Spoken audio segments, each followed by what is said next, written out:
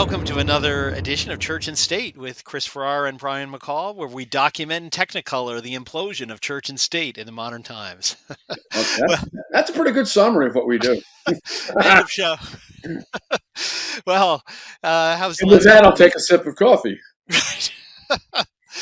Well, in the time it takes for us to record this program, what will have gone wrong in church and state? Well, we're going to start down in Georgia in that absurd case against Donald Trump for interfering with an election and like other crazy indictable Yeah, after allegations. it was over, he interfered with it. Right after it was over.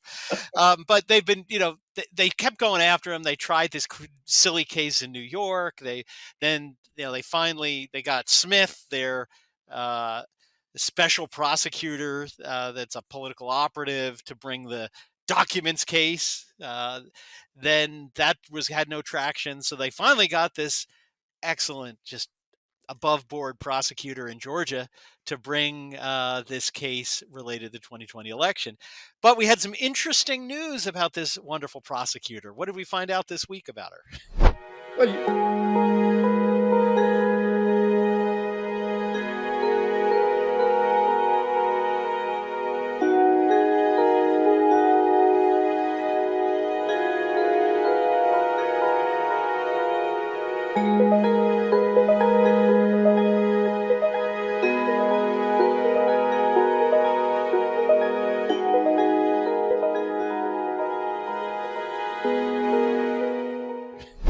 well, you couldn't make it up. I mean, if this were some sort of courtroom drama or a novel about courtroom activity, you would laugh at the absurdity of the whole plot.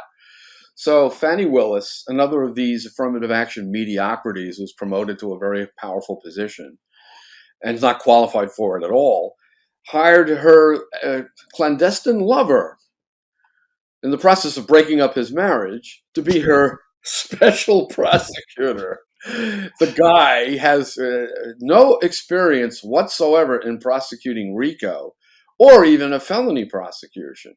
He's totally unqualified for the job. But he's getting paid $700,000 or something in that Yeah, order of magnitude. $250 an hour when the RICO expert on the same retinue of attorneys was paid only $150 an hour. So she pays him $100 an hour more for no expertise while she's having a love affair with the guy and breaking up his marriage. And on the day she signs the contract with him to be special counsel, he files for divorce. Now the wife, hell hath no fury, like an ex-wife to be, has demanded a deposition of Fannie and has already produced bank records showing that this idiot she hired, Wade, what's his name? Wade?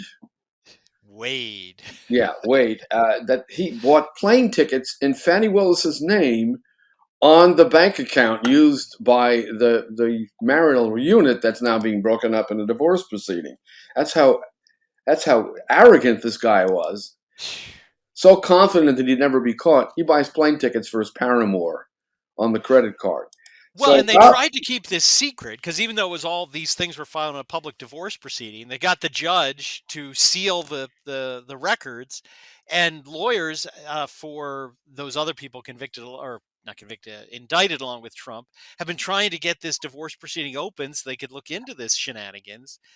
So it's just and the what a judge unsealed the records. That's how we know yes, about all this. But he yeah, put a stay on her deposition. I mean, the wife wants to depose the woman who broke up their marriage, while these two fools who were prosecuting Trump were engaging in an illicit love affair and taking vacation trips on the $650,000 she paid this incompetent boob so that they could have a tryst together in various fancy places all over the globe. So now she's under investigation. The judge has called for a hearing. I think it's February 8th, or she'll have to come in and explain herself. I don't see how she survives as the prosecutor or how this character Wade survives as her special prosecutor on this case. I think they're both going right down the chute.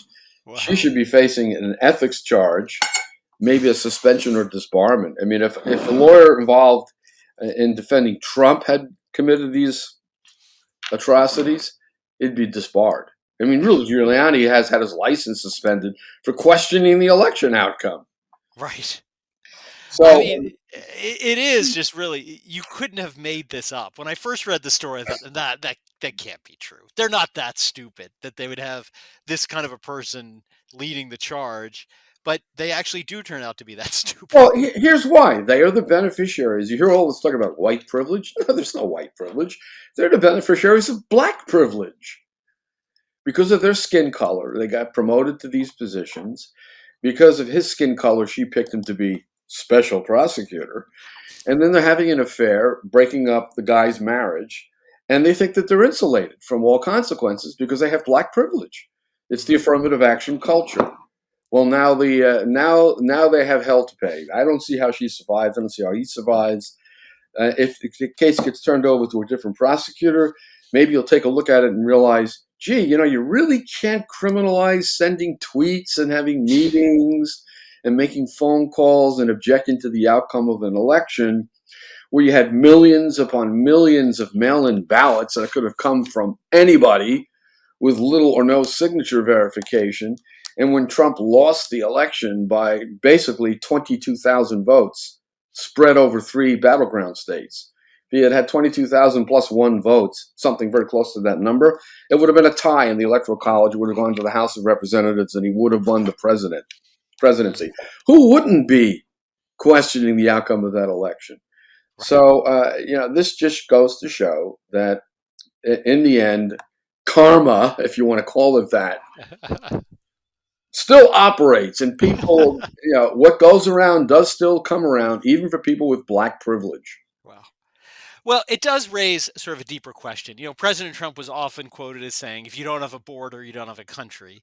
But really, even deeper than that, if you don't have a functioning legal system anymore, I would say you don't have a country. And I think we're really reaching the point where uh, we are turning into a country without a real legal system. I mean, if you just have a system where political operatives just use former institutions of a legal system to punish their enemies, I mean, what's left? I mean, you don't really have anything.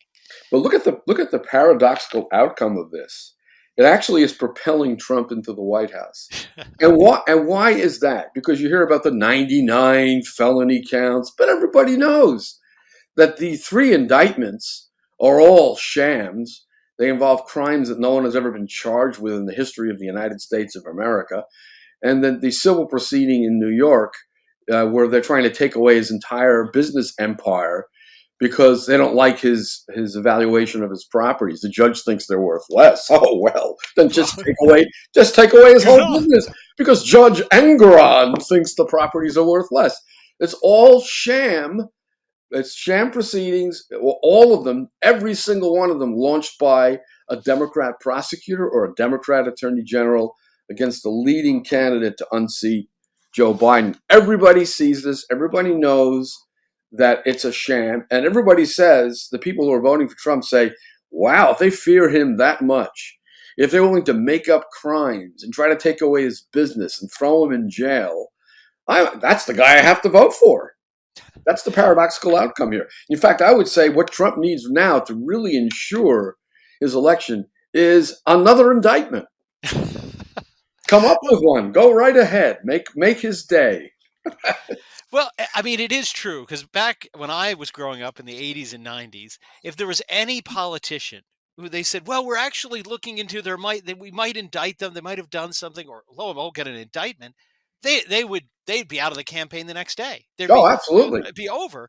But the fact here that you're absolutely right that he's 91 or whatever the latest tally is of indictments against him, the more they do it, the more people want to vote for him. And in fact, some of the exit polls out of New Hampshire asked the question, would you still vote for him if he was convicted? And overwhelmingly they said yes. So they think so little of the legal system. They say conviction means nothing of Well, a that's supposed because he crime. hasn't been charged with any actual crime. This is Crime, all right? made up nonsense about interfering with an election after the election is over, and all he really did was exercise his right, the right of a citizen to object to the outcome of an election he thinks was rigged. If this election wasn't rigged, then no election has ever been rigged. Hmm. With millions of mail-in ballots, drop boxes, ballot harvesting. You set the machine to kick out Republican ballots for signature verification by a human being. And wouldn't you know it, none of these signatures are valid. Throw them all away.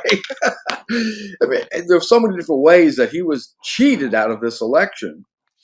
And the vast majority of the American people, or Republicans anyway, 60 or 70% of the Republican electorate thinks the election was stolen. But they're trying to convict Trump of criminal intent because he thinks the election was stolen, along with about 40 or 50 million people.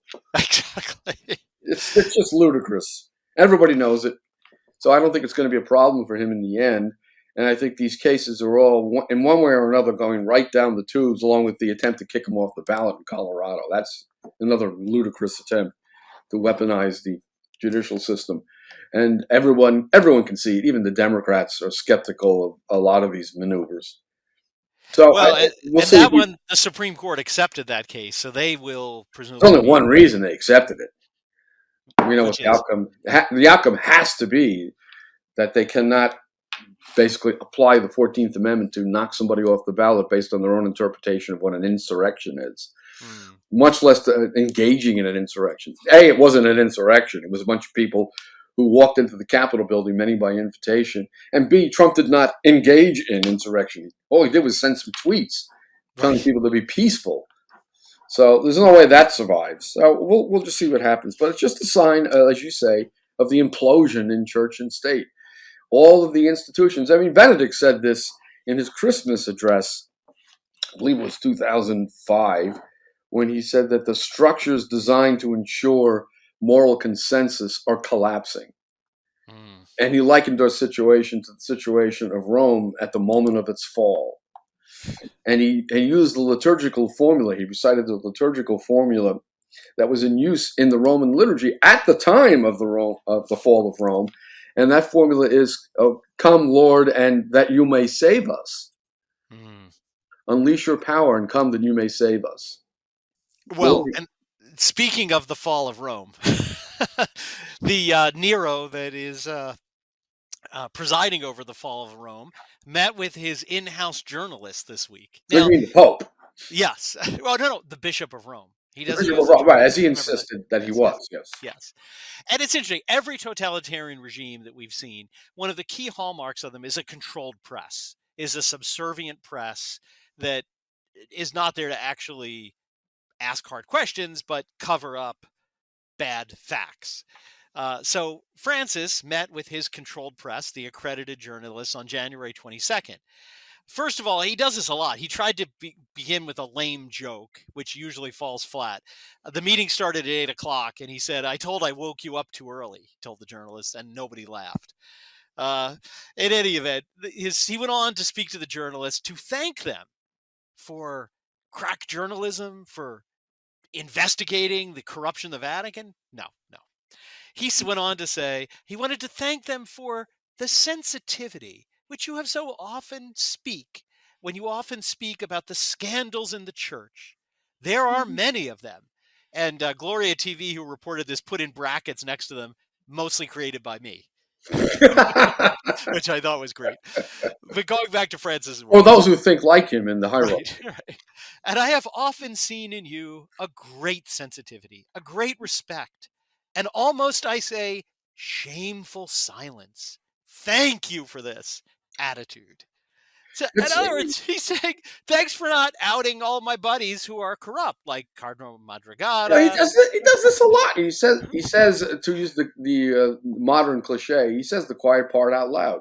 Shameful silence. He admits it's a shameful silence. Yeah. If he had not said that, we could say, well, what he's really approving is shameful silence. But he comes right out and says it. Thank you for your shameful silence. He can't help himself.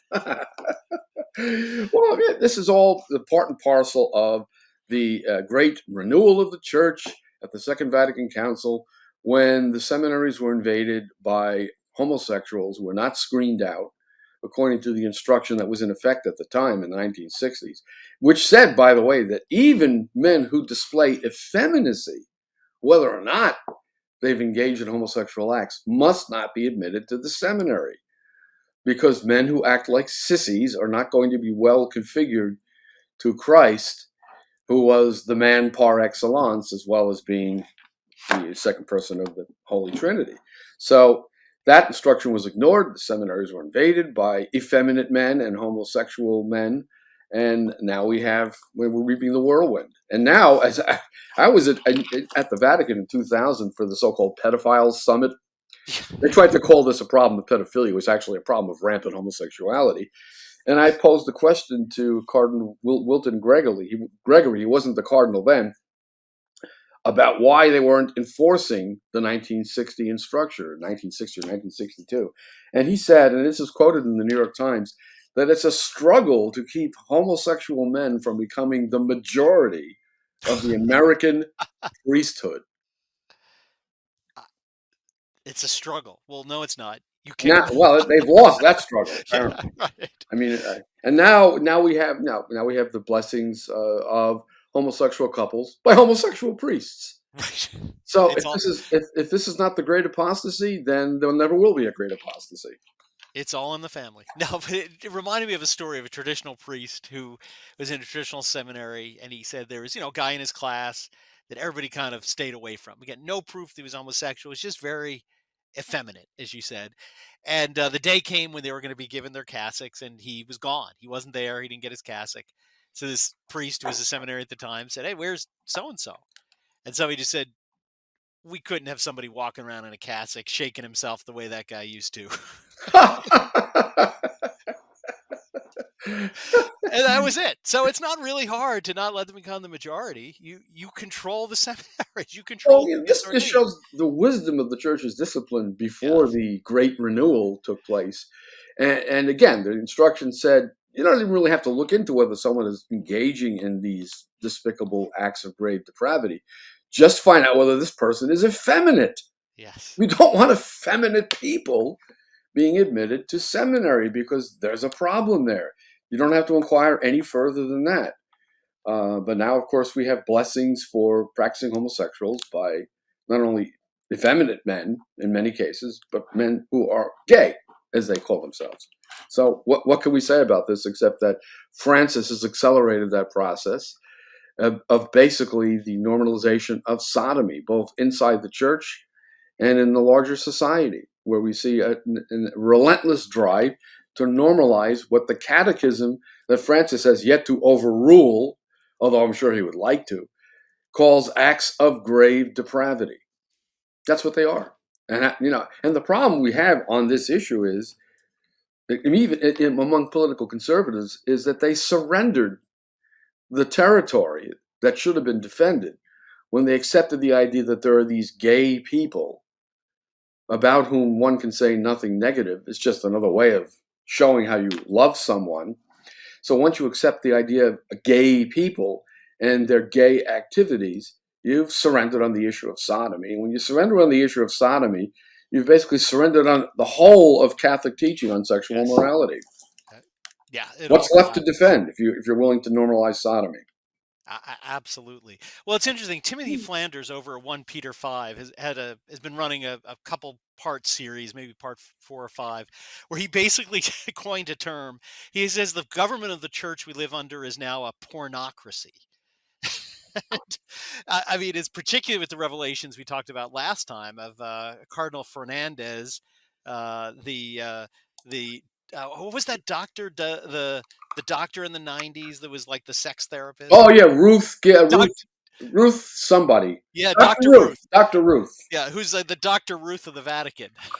Oh I wow. mean, it's really kind of a turn. It's basically our problem. The church is being run by people that are, have got serious moral problems, and serious moral problems in their behavior allows you to do two things: one, tolerate other people with the same problems and promote them, not only tolerate, but then you're going to just attack the doctrine that is undermining the immoral life you're living, and that's frankly what we're seeing unfolding the last several decades.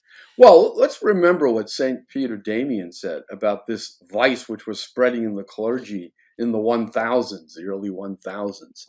He said that he was writing to condemn, and I quote, a certain abominable and most shameful vice, the befouling cancer of sodomy, which this commentary says was ravaging the souls of clergy and the flock of Christ in his region. He warned that this has to be done before God unleashes is just wrath on the people. So this is, I mean, there's nothing new under the sun. The only thing that's different today is the sheer magnitude of the problem, with a pope, no less, attempting to normalize it and provide for blessings of couples engaged in these acts of grave depravity, which I hasten to add, the Catechism still calls such, Mm. because Uh, that's what they are. well, that's probably the next thing he wants to rewrite. Oh, I'm sure he is. Something is in the works on that with Kissy Face Fernandez, his henchman.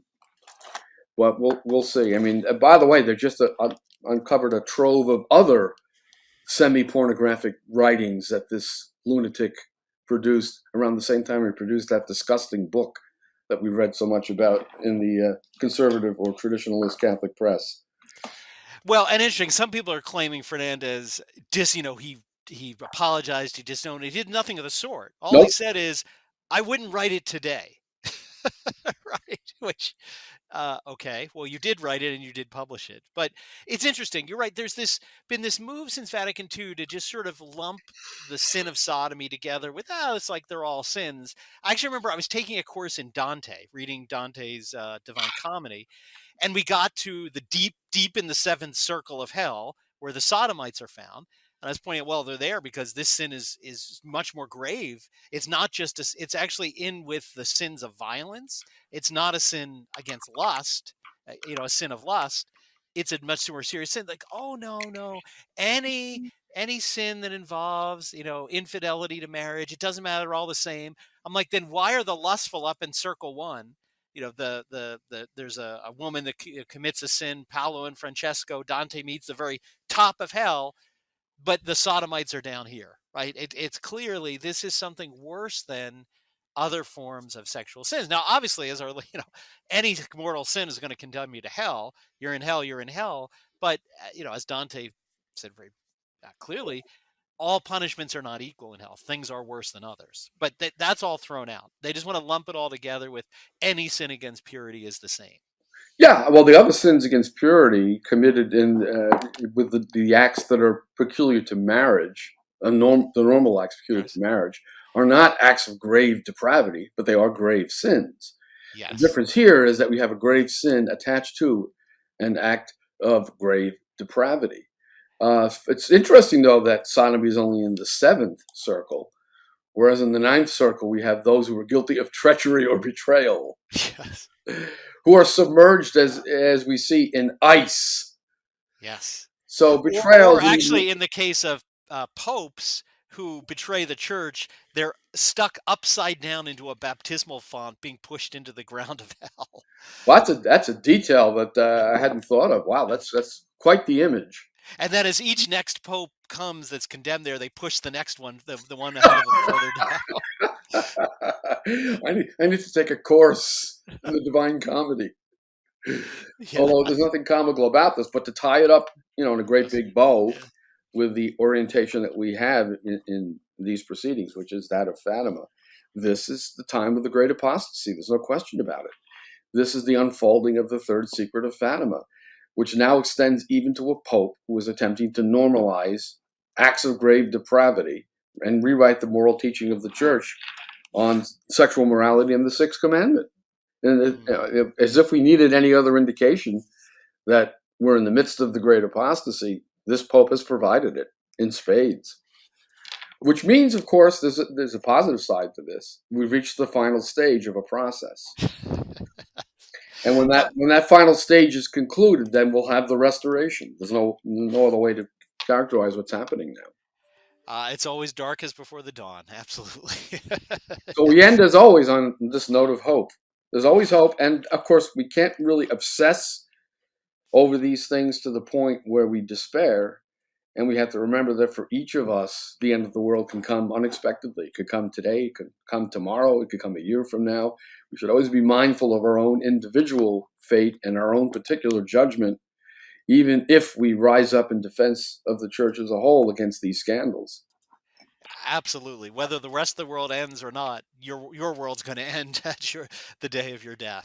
Whether the whole rest of the world's there with you, getting judged simultaneously or not, your individual salvation is within your hands. And with a reminder for that, I want to remind everybody of the Fatima Center's 100 by 100 challenge, to offer a bouquet to Our Lady of 100 first Saturdays, before the 100th anniversary of when she asked for this devotion. So you can find out about that on the Fatima Center website, fatima.org, the first Saturday challenge. So please keep that in mind. Again, we're not in the Vatican. We can't fix the church.